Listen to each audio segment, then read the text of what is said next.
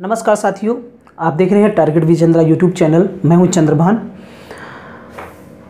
2 सुरक्षा चक्र, 3 कमरे, उसके बाद तल घर और उस तल घर के बाद के कमरे में 7 ताले। आप लोग सोच रहे होंगे कि ये कैसी सुरक्षा की बात की जा रही है। क्या उस कमरे के अंदर हीरे रखे हुए हैं? हाँ, 2 हीरे, हमारे इस देश के 2 महत्वपूर्ण हीरे जिस कमरे में रखे हुए हैं उस पे 7 ताले लगे हुए हैं।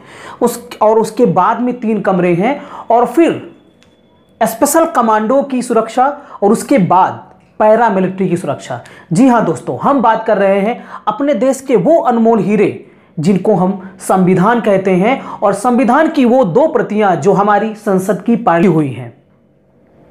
सोचिए, और वो मूल प्रतियां जिनको हाथ से लिखा गया था, जो हमारे देश को चलाने का काम करती हैं, जो हमारे देश को एक देश कहलाने का काम करती हैं।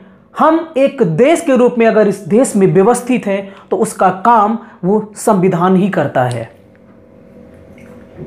तो आज दोस्तों हम लोग बात करेंगे संविधान की, संविधान से जुड़ी हुई बातों की, और आज जो दिवस है वो है संविधान दिवस, इंडियन कॉन्स्टिट्यूशन डे। तो दोस्तों, संविधान दिवस हर साल 26 नवंबर 1949 ईस्वी को धूमधाम से हमारे देश में मनाया जाता है। और इस बार का जो संविधान दिवस है वो कौन सा नंबर का दिवस है? तो 6वां संविधान दिवस आज हम लोग मना रहे हैं। मैं बात करूंगा कुछ ऐसे इंटरेस्टिंग बातों की जो शायद आपको नहीं पता हो, कुछ ऐसी इंटरेस्टिंग जानकारियों की जो शायद आपने पहले नहीं पढ़ा होगा, नहीं जाना होगा। ये 6वां संविधान दिवस कैसे हो गया 6वां? क्योंकि संविधान तो अंगीकृत 26 नवंबर 1949 ईस्वी को किया गया था। कब? 26 नवंबर 1949 ईस्वी को आंशिक रूप से हमारे देश का संविधान लागू हुआ था। लेकिन तब से जोड़ेंगे तो ज्यादा आएगा, और ये 6वां तो बहुत ही कम है। तो इसके पीछे की कहानी दोस्तों ये है कि 2015 में, कब? 2015 में बाबा साहेब भीमराव अंबेडकर की जन्म की 125वीं जयंती थी। कौन सी? 125वीं जयंती। तो 125वीं जयंती के उपलक्ष्य में ही उस दिन से, अर्थात उस वर्ष जब 26 नवंबर का दिन आया, तो ये घोषणा की गई कि अब हम इस संविधान दिवस को, इस विधि दिवस को, जो कि पहले विधि दिवस के रूप में मनाया जाता था, तो 26 नवंबर को प्रत्येक वर्ष हम संविधान दिवस के रूप में मनाएंगे, कॉन्स्टिट्यूशन डे के रूप में मनाएंगे। और इसका उद्देश्य क्या होगा? इसका उद्देश्य ये होगा कि हमारे देश के लोग संविधान के प्रति उसकी आस्था उनके अंदर बढ़े, संविधान के महत्व को जाने और संविधान का अच्छे से प्रचार प्रसार हो सके। क्योंकि संविधान जो हमारे देश को चलाता है, लोग अपने घर को नहीं चला पाते हैं, और एक ऐसी किताब, एक ऐसा जीवित दस्तावेज जो पूरे देश को चलाने का काम करता है, उसके बारे में अगर हमें ना पता हो तो हमें एक भारतीय नागरिक कहलाने का हक नहीं होना चाहिए। संविधान क्या है? संविधान दिवस क्या है? संविधान में क्या चीजें हैं? क्या हमारे फंडामेंटल राइट्स हैं? क्या हमारे मूल ड्यूटीज हैं, मूल कर्तव्य हैं? ये हमें जानकारी होना चाहिए। एक आम नागरिक को इसकी जानकारी सामान्य तौर पर तो जरूर होना चाहिए। तो दोस्तों, हम इस खूबसूरत संविधान के बारे में जानेंगे। जैसे कि 6वां संविधान दिवस इस बार मनाया जा रहा है 2020 में। चूंकि 2015 से शुरुआत हुई थी, तो आप जोड़ लीजिए, इस बार का 2020 में जो मनाया जा रहा है वो 6वां संविधान दिवस है। ठीक है, तो 6वां संविधान दिवस आज हम लोग मनाने के लिए यहां पर मौजूद हुए हैं और मनाया जा रहा है। कुछ बात करेंगे दोस्तों संविधान निर्माण के बारे में। वैसे अगर बात करें तो संविधान में, हमारे इंडियन कॉन्स्टिट्यूशन में कुल मिलाकर के कितने भाग हैं? 22 भाग, अनुच्छेदों की बात करेंगे तो 395 अनुच्छेद, और अगर हम अनुसूचियों की बात करेंगे तो अनुसूचियों की संख्या कितनी है? 12। बहुत सारे लोग कंफ्यूज रहते हैं कि 395 अनुच्छेद नहीं बल्कि 458 है, 465 है। 22 भाग ना होकर के 25 भाग हैं। तो मेरे दोस्तों आप कंफ्यूज मत होइए, वैसे अंतिम संख्या 395 ही है, इसके बीच में कई पार्ट कर दिए गए हैं। अगर गणना करेंगे हम तो गणना के हिसाब से 400 के ऊपर निकल जाएंगे, लेकिन मूल रूप से जो हमारे आर्टिकल हैं वो 395 ही हैं। मूल रूप से जो हमारे भाग हैं वो 22 ही हैं। इस बात को आप याद रखिए, भ्रम की स्थिति पे बिल्कुल रहने की जरूरत नहीं है। तो हमारे देश का संविधान पूरी दुनिया का सबसे बड़ा हस्तलिखित संविधान है, और इसकी अपनी एक विशेषता यह है, जैसे मैंने एक शब्द इस्तेमाल किया कि यह एक जीवित दस्तावेज है। ये देश को चलाने के लिए देश की परिस्थितियों के हिसाब से अपने आप में परिवर्तन भी कर सकता है, और इसीलिए इसको हम एक लिविंग डॉक्यूमेंट्स भी कहते हैं, जीवित दस्तावेज भी कहते हैं। हमारी संविधान सभा बैठी, सबसे पहली बैठक 9 दिसंबर 1946 ईस्वी को हुई थी, जब डॉक्टर सच्चिदानंद सिन्हा को पहला अस्थायी अध्यक्ष बनाया गया था संविधान सभा का, और उसके पश्चात 11 दिसंबर 1946 ईस्वी को डॉक्टर राजेंद्र प्रसाद को स्थायी अध्यक्ष बनाया जाता है। उसके बाद की जो बात आती है, संविधान सभा में पंडित जवाहरलाल नेहरू एक प्रस्ताव लेकर के आते हैं, जिस प्रस्ताव का नाम था उद्देश्य प्रस्ताव, और यह कब लेकर के आया गया? 13 दिसंबर 1946 ईस्वी को। लेकिन कुछ अड़चनों की वजह से यह उस समय पारित नहीं हो पाया, और बाद में 22 जनवरी 1947 ईस्वी को इसको पारित किया गया। तो एक चीज हमेशा आपको याद रखना है, मैं यहां पर पूरे संविधान की एक साथ चर्चा नहीं कर सकता, लेकिन इसकी मूल बातें जो हैं, इसकी जो मूल भावना है, उसमें फोकस करने की कोशिश मैं जरूर करूंगा, और बहुत सारी बातें आपको यहां पर सीखने को भी मिलेंगी। हमारे देश का संविधान कुल मिलाकर के कितने वर्ष में तैयार हुआ? 2 वर्ष 11 माह 18 दिन। कितना समय लगा इसको? 2 वर्ष 11 माह 18 दिन। और ये जब ड्राफ्टिंग कमेटी के अध्यक्ष बाबा साहेब भीमराव अंबेडकर ने डॉक्टर राजेंद्र प्रसाद को संविधान को अंतिम रूप से सौंपा था, ये हमारे देश का एक बहुत बड़ा ऐतिहासिक दिन था। क्योंकि अंग्रेजों ने कहा था कि हम आपको छोड़ के तो चले जाएंगे, लेकिन आप अपने देश को संचालित कैसे करेंगे? आप अपने देश को किस कानून के तहत संचालित करेंगे? वो कानून हमें बना करके दीजिए, तभी तो हम आपको स्वतंत्रता देंगे। और इसके लिए हमारे देश के बहुत सारे लोगों ने योगदान दिया, जिनमें सबसे ज़्यादा योगदान की बात की जाए तो डॉक्टर भीमराव अंबेडकर का इस संविधान निर्माण में बहुत बड़ा योगदान रहा है। तो इतने समय में ये तैयार हुआ, 2 वर्ष 11 माह 18 दिन। 26 नवंबर 1949 ईस्वी को जब ये डॉक्टर राजेंद्र प्रसाद को बाबा साहब भीमराव अंबेडकर ने सौंपा था, तब पूरे अनुच्छेद उस समय लागू नहीं हुए थे, बल्कि कितने अनुच्छेद लागू हुए थे? 16 अनुच्छेद लागू हुए थे। और मैं अब यहां पर संविधान की बुक की कुछ खूबसूरती की बात यहां पर करने जा रहा हूं, जैसे कि इसका जो मुख्य पृष्ठ है, मैं यहां पर आपको फोटो भी दिखा रहा हूं, आप देख सकते हैं संविधान का मुख्य पृष्ठ। और इस मुख्य पृष्ठ को किसने सजाया था, किसने संवारा था, उसकी भी बात कर लेते हैं। देखिए, अगर हम बात करें संविधान को लिखा किसने, देखिए बड़ा कंफ्यूजन यहां पर रहता है स्टूडेंट्स को। अगर पूछ लिया जाए संविधान को किसने लिखा, तो बहुत सारे लोग बोलेंगे डॉक्टर भीमराव अंबेडकर ने। तो ऐसा नहीं है। डॉक्टर भीमराव अंबेडकर ने लिख करके जो ड्राफ्ट सौंपा था, ठीक है, वो रफली समझ सकते हैं उसको, लेकिन उसको दोबारा अच्छे शब्दों में, सुंदर शब्दों में सजाने का काम किसी और व्यक्ति के द्वारा किया गया था, और वो व्यक्ति, वो महान व्यक्ति का नाम है प्रेम बिहारी नारायण रायजादा। क्या नाम था उनका? प्रेम बिहारी नारायण रायजादा। मतलब जो संविधान को इनका काम था देख करके नकल करके लिखना। और एक स्पेशल व्यक्ति थे, इनका काम ही था कैलीग्राफी का, सुंदर सुंदर अक्षरों को लिखना ही इनका काम था, और इसीलिए इनको इस बुक को लिखने के लिए सौंपा जाता है। और इन्होंने बड़े ही सुंदर तरीके से इंग्लिश और हिंदी दोनों भाषाओं में इस संविधान को, हमारे देश के संविधान को लिखा था। और किस स्टाइल में लिखा था? तो इटालियन स्टाइल में लिखा था। आप जब कभी भी उसके मूल प्रति को देखेंगे, आप जब कभी भी प्रस्तावना में, आप गूगल सर्च करके देख सकते हैं, प्रस्तावना में भी जो लिखा है उसमें देखिएगा जो हिंदी के शब्द लिखे हुए हैं वो किस तरीके से लिखे हुए हैं, उनका तरीका जो है वो इटालियन है।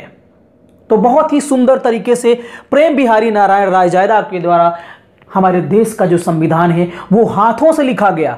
एक खूबी ये थी कि इसको छापा नहीं गया है, हाथों से लिखा गया है, और हाथों से लिखी गई मूल प्रति ही हमारे पार्लियामेंट के पुस्तकालय में रखी गई है, बहुत ही अच्छी सुरक्षा के बीच में। क्योंकि हमारे देश का, हमारा देश ये एक घर है और उस घर को चलाने वाला संविधान है, और संविधान का मतलब है सर्वोत्तम विधान, सर्वोत्तम विधान जिससे कि अच्छे से किसी का घर, किसी का परिवार, किसी का देश चल सके। यह काम करता है हमारा संविधान। यह है संविधान की खूबसूरती। तो प्रेम बिहारी नारायण रायजादा के द्वारा इसको कैलीग्राफ किया गया, इसको लिखा गया सुंदर लेख में। लेकिन इसके साथ साथ ही और भी इसमें कुछ चीजें हैं, जैसे कि आप संविधान का मुख्य पृष्ठ देखेंगे तो उसमें उसकी जो बॉर्डर है वो कैसे बनाई गई है सुंदर तरीकों से। उस बॉर्डर को बनाने में सोने की पत्तियों का इस्तेमाल किया गया है, और उसके अंदर जो चित्र हैं उन चित्रों को सजाने का काम शांति निकेतन के व्यक्ति नंदलाल बोस के द्वारा किया गया। तो चित्रकारी, अगर बात की जाए कि चित्रकारी का काम किसके द्वारा किया गया, तो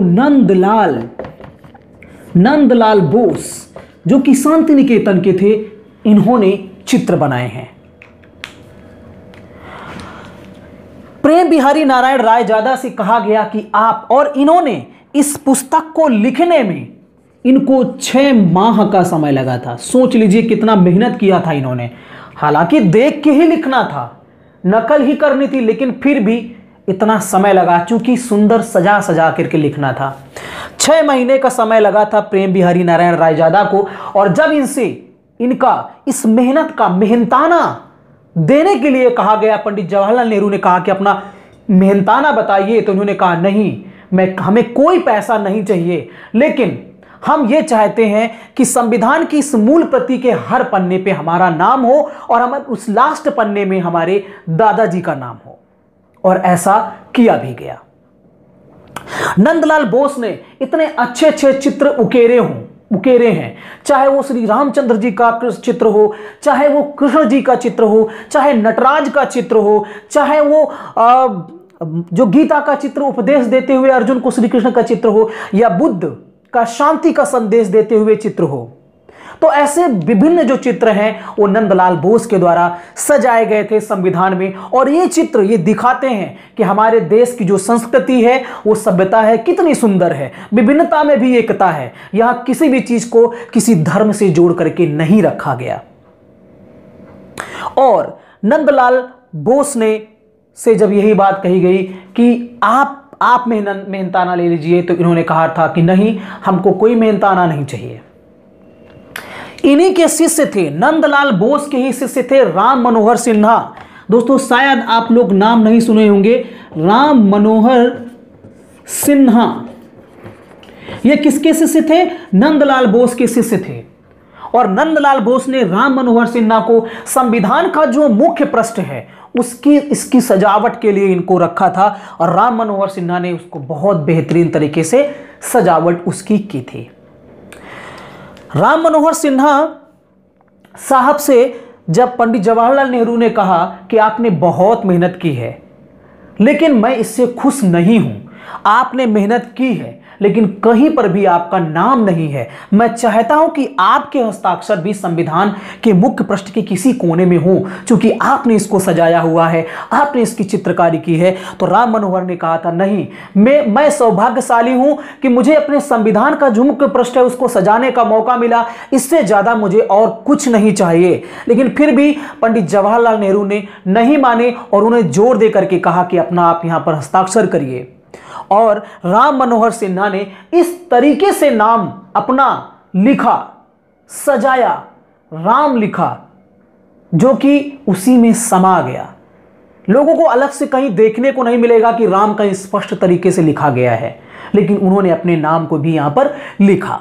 तो मुख्य पृष्ठ को सजाया राम मनोहर सिन्हा ने, बाकी अंदर की जो आंतरिक चित्रकारी थी उसको नंदलाल बोस ने किया था, और प्रेम बिहारी नारायण रायजादा के द्वारा दुनिया का जो सर्वोत्तम जो विधान है उसको लिखने का काम किया गया था। ये उसकी कुछ इंपॉर्टेंट बातें हैं, ये हमारे संविधान की कुछ खूबियां हैं। दोस्तों, संविधान को जब छापने की बात आई तो भारत में सिर्फ देहरादून में ही एक छापा खाना था जो कि सर्वे ऑफ इंडिया के पास था। सर्वे ऑफ इंडिया देहरादून के पास ही एक छापा खाना था जहां पर संविधान की इन मूल प्रतियों को प्रिंटिंग करने के लिए भेजा गया। उस समय आज की तरह प्रिंटिंग मशीनें नहीं थी कि जाइए फोटोकॉपी कराने और तुरंत दीजिए, तुरंत ले आइए, ऐसा नहीं था। आधुनिक मशीनें नहीं थी, समय लगता था, और 1000 मूल प्रतियों को प्रिंट कराने में 5 वर्ष का समय लगा था। उन प्रतियों में से एक प्रति आज भी हमारे पार्लियामेंट में रखी हुई है और एक प्रति वही देहरादून में रखी हुई है। तो इस तरीके से हमारे संविधान का यह इतिहास है जो कि हर एक व्यक्ति को इसके बारे में जानना चाहिए, समझना चाहिए। तो संविधान दिवस क्यों मनाया जाता है? क्योंकि हमारे संविधान को 26 नवंबर 1949 ईस्वी को अंगीकृत किया गया था। मैं आपके सामने संविधान की जो उद्देशिका है, प्रस्तावना है, उसको एक बार पढ़ देता हूं। मैं यहां पर उसको डिफाइन नहीं करूंगा, क्योंकि डिफाइन करूंगा तो काफी वक्त लगेगा आपको। फिर कभी किसी दूसरे वीडियो में जब मैं प्रस्तावना पढ़ाऊंगा तो वहां पर आपको चीजें बता दूंगा, लेकिन एक बार मैं यहां पर आपके सामने उसको प्रस्तुत करना चाहता हूं।